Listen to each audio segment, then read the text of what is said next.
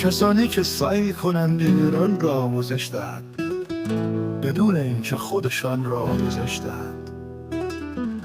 او ادعا می کند که کارهایی را که انجام می دهد برای رضای خدا انجام می دهد.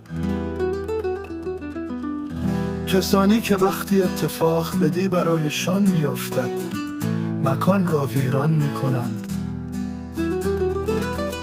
کسانی که در واقعیت خود گم شدند، آیا وقت آن نرسیده که بیدار شوند؟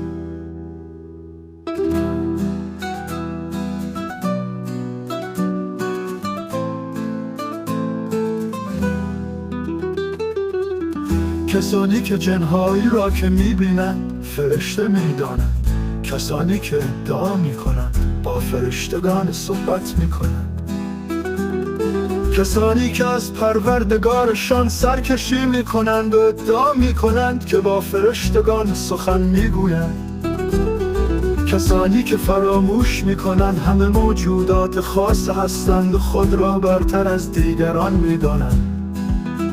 برای شاد بودن در زندگی، کسانی که نمیدانند چگونه ابتدا با خودشان شاد باشند. آیا وقت آن نرسیده که بیدار شدند؟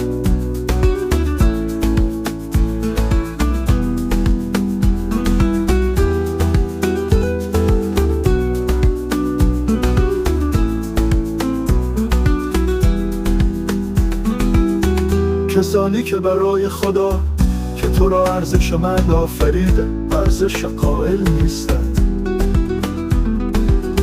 کسانی که برای کسانی که فقط به خودشان فکر میکنند ارزش قائلند، کسانی که زیبایی خیره کننده را کنار میگذارند و به کسانی که فکر میکنند زیبا هستند با میدهند، کسانی که از چیزها و موجودات زنده انتظار کمک دارند. آیا وقت آن نرسیده که بیدار شوید؟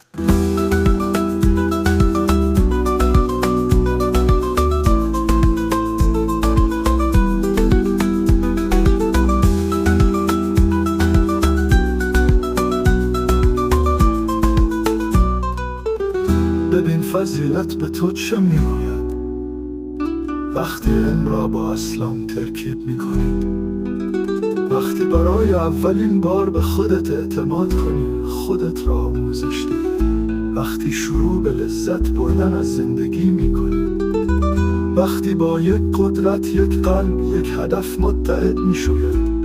مگه میشه کسی